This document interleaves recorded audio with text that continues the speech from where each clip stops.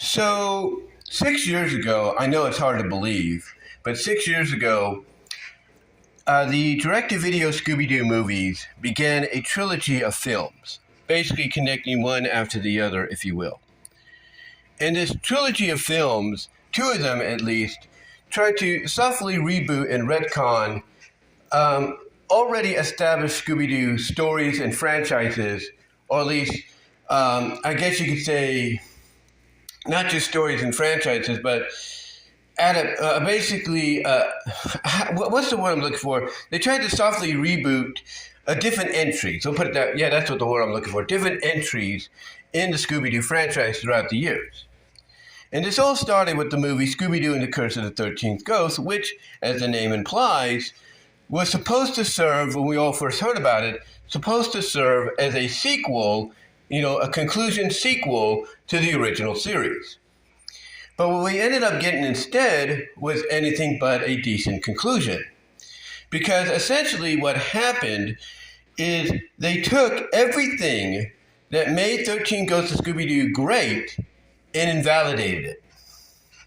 Yeah, they invalidated it. Now, some would say, well, not exactly invalidate. They kind of kept it open-ended because even Velma at that time was unsure whether or not what she was seeing was not real, and she's saying everything she's having these lines of everything she thought, was bogus has been thrown back in her face and stuff like that. And those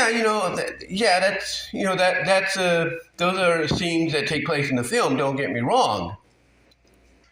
But they still have her somewhat quasi-right in her perception, except when she tries to open the chest, at the end of the film, you have Flim Flam, Shaggy, Fred, Daphne, and Scooby being like, no, don't do it.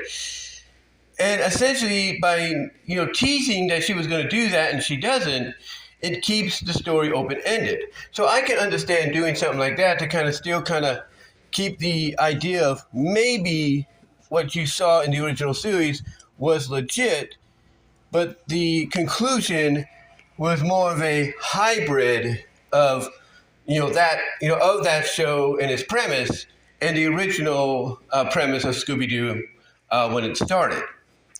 So, I will admit they kind of did that open-endedness, but still a lot of fans looked at it, and even I look at it as, yeah, that's cool, you did it, or you did something like that, but you still kind of invalidated a lot of the show.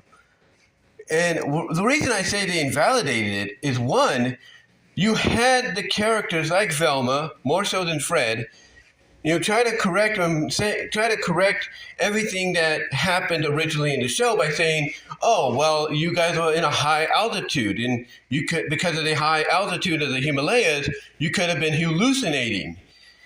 And you listen to her say something like that in the movie, and you're like, okay, if they were hallucinating, how were they all hallucinating the same thing? How were they doing that? It doesn't make sense. How were they hallucinating traveling around the world? How were they hallucinating Daphne turning into a werewolf temporarily? How were they hallucinating being drawn in, being sucked in to not just a television, but sucked into a freaking comic book page in the newspaper, or basically a panel of comics in the newspaper? How is that hallucinating? It doesn't make sense. When you hear that, when you hear her say that, it doesn't make sense of all of them having that same hallucination and dream. It doesn't make sense. So basically, having her say stuff like that and try to pinpoint out a lot of different aspects as to maybe what Daphne and Shaggy and Scooby dealt with was not legit. Basically, what they were doing in this film was they were invalidating everything we saw in the series. And some would say, well, maybe the people that did the sequel or did this sort of sequel conclusion didn't understand the series completely. And maybe that's true. Or maybe if they did, as I mentioned earlier, they felt like maybe what they should do, because we didn't really get a definitive answer to the true 13th ghost, maybe them going the open-ended route, kind of keeps it, not just open-ended, but keeps it open for interpretation, not just for the fans, but for anybody. To wonder, hey, did they really get the 13 ghosts? Was the 13 ghosts nothing but the ancestor of Vincent Van Gogh? It's like, what's going on here? What's going on? And why were they so intimidated or afraid of Velma opening the chest to try to prove a point of, hey, see, nothing's real, nothing real. Again, I understand them maybe doing that so that way we could keep it open to interpretation.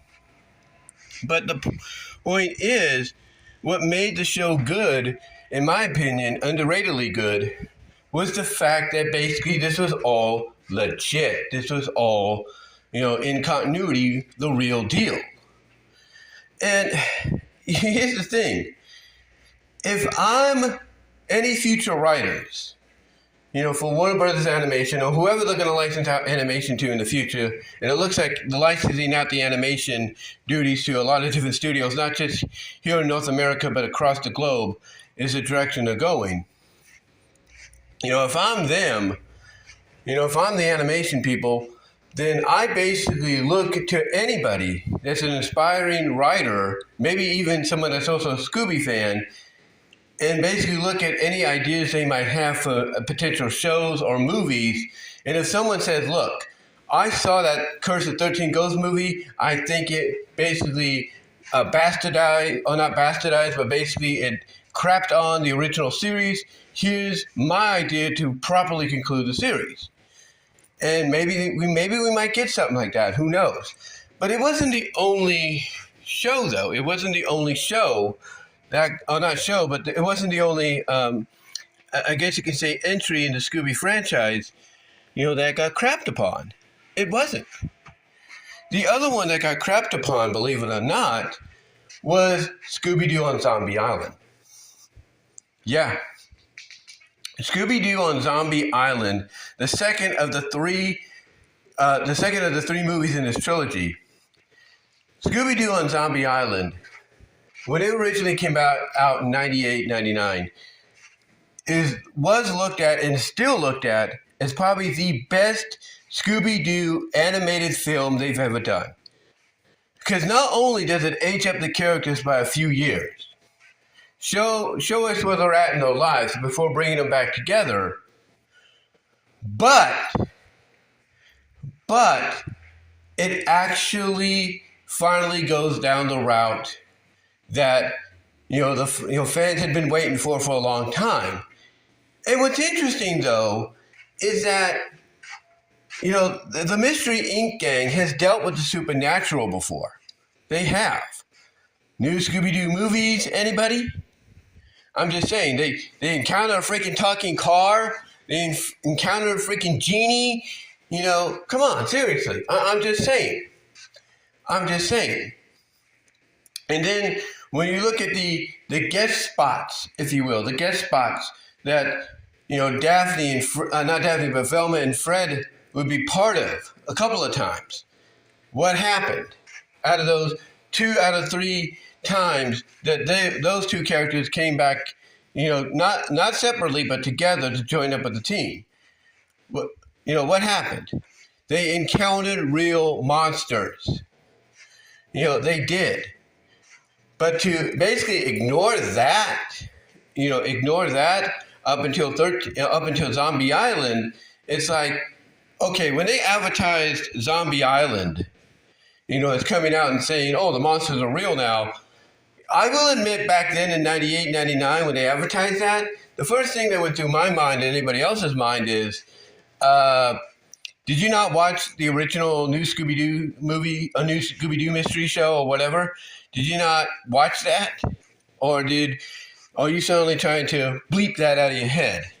Because to me and anybody else, that didn't make sense as to why you're telling us now the monsters are real when we pretty much already seen that. But still, point I'm getting at is that if you want to ignore, that and just stay, stay straight afoot, if you will, stay straight afoot with what Scooby, with the continuity of Scooby-Doo, Where Are You?, the Scooby-Doo show, and the first iteration of Scooby and Scrappy, if you just want to go down that route and everything, you just want to go down that route, and if you want to include new Scooby-Doo movies, you can do that as well. But if you just want to go down that rabbit hole, then yeah, Zombie Island, continuity-wise, is the first time it's happened.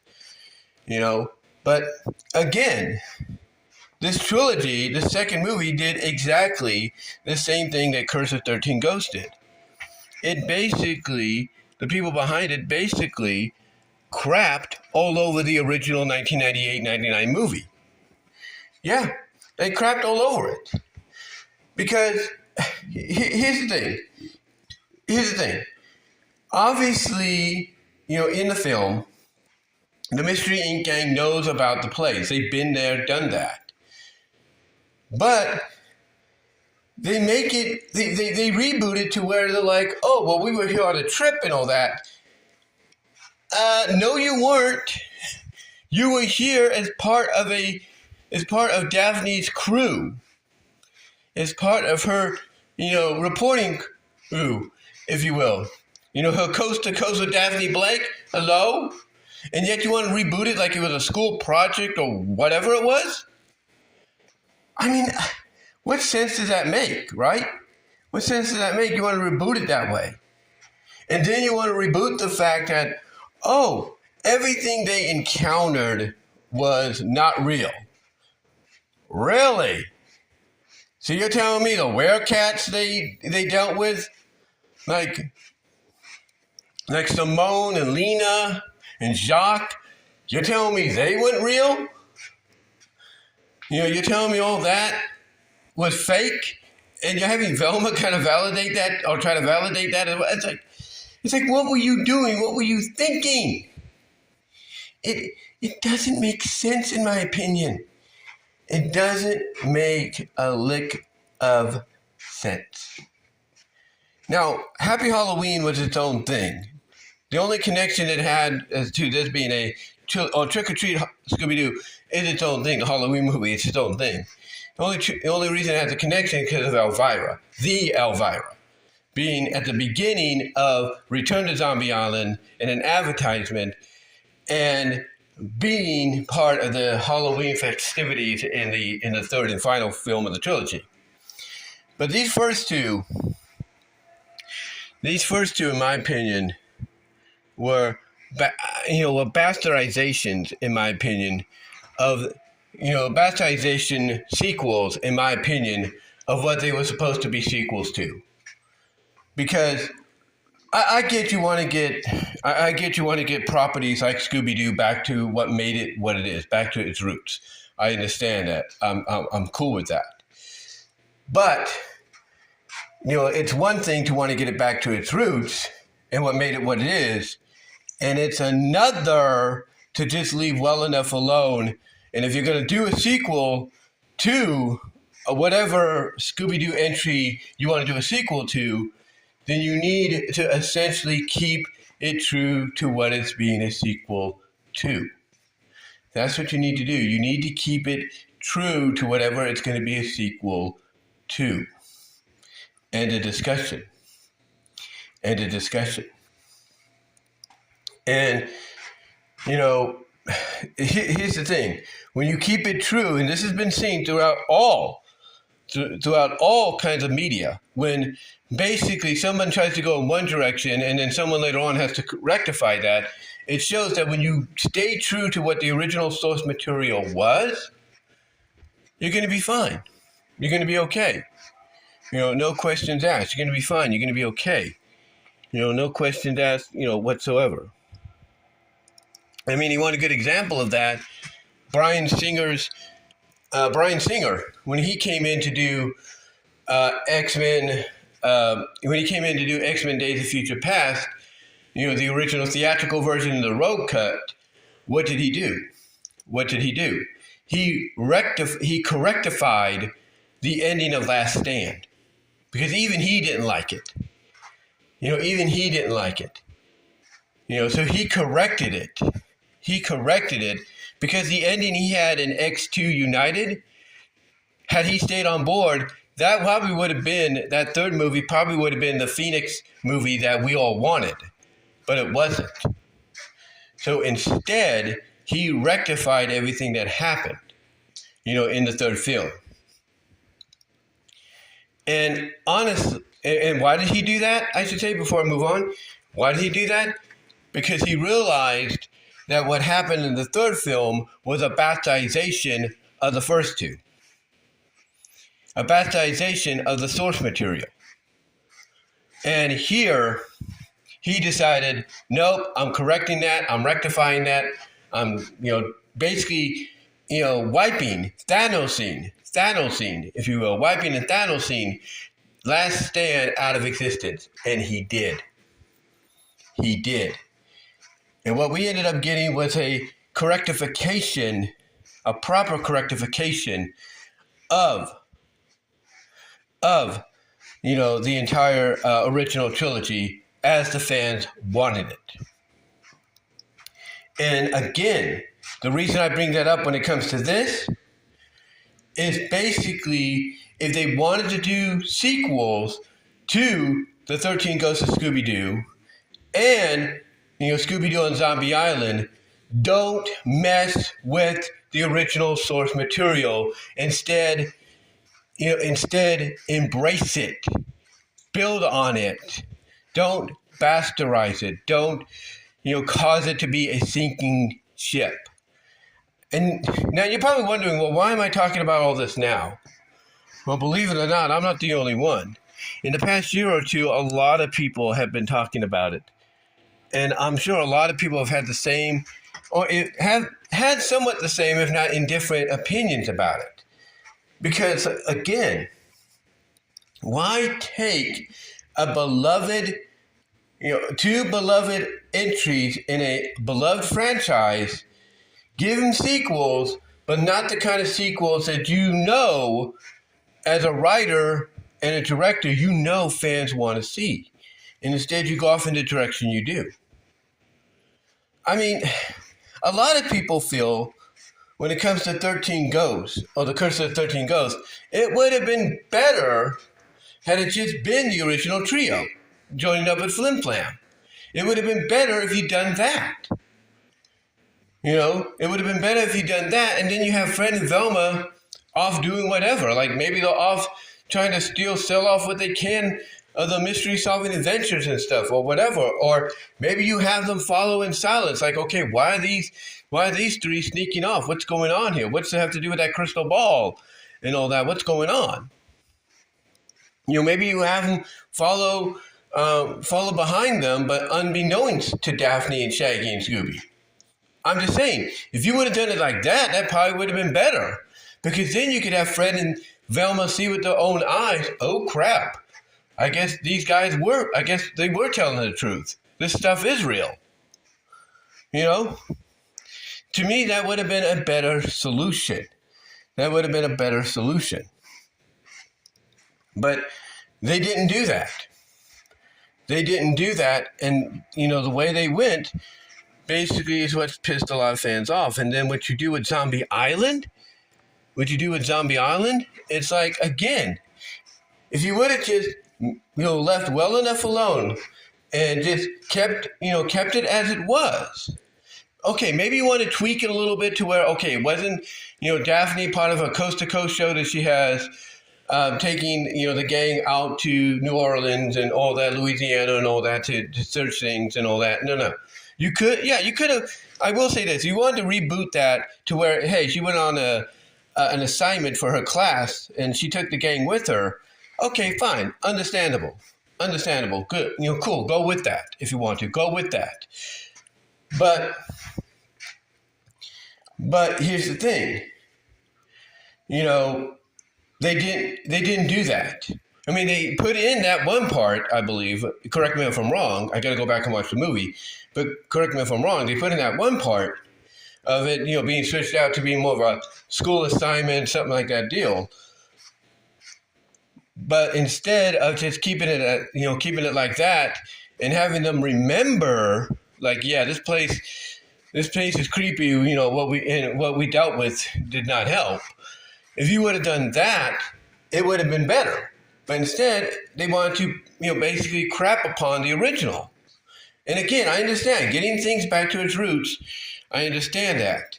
But it's one thing to get it back to its roots, and it's another to want to basically, sacrifice what was already established before it. So, yeah, in conclusion, I know this sounds like I've been rambling a lot, but I just wanted to get this off my chest because I was thinking about it recently, and just looking back up, people's thoughts and all that. Because I know a lot of folks are like, "Are you freaking kidding me?" Scoobytopia's YouTube channel, Toon Grin's YouTube channel. Everybody that's a fan of Scooby-Doo in some way has said similar, if not mixed, opinions on it. It's like, to them, they understand, what you were doing with these two movies, but they also don't like how you went about it. Like, if you would have just stayed true to, like I said, to what the original source material was, and maybe changed up a few things here and there, then fine. But again, they didn't do that, and to this day, when you ask people what their thoughts are on, some of the Scooby movies, or if you're asking them rank certain Scooby movies on a tier list, that's what you're going to see. Return to Zombie Island, and you're going to see Curse of the 13 Ghosts almost at the bottom of those rankings or tier lists because of the fact that fans are pissed still of how they went about it, But anyway, though, guys, I just wanted to come on here and talk about this, get it off my chest and everything. Let me know what your thoughts are. Comment down below, like the video, ring the bell for notification, subscribe to the channel, so share the video, guys. Also, click on the links in the description to find my content elsewhere outside of YouTube. It would be greatly appreciated. But yeah, let me know what your thoughts were, even 6 years later, about the first two out of the three of the first two movies in this 3-movie trilogy they did. How do you feel about the direction they went with, and all that? The direction they went with, and everything when it comes to, the Curse of the 13th Ghost movie, as well as Return to Zombie Island. What do you think they were trying to do? What do you think they were trying to accomplish? And do you think maybe they should have just followed the original source material, maybe with a few tweaks here and there, to basically keep it, kind of make it, a little different, but also familiar and all that to the fans? Let me know what your thoughts are. And until next time, guys, I will talk to y'all later, but give me your thoughts. Love to hear from each and every one of you.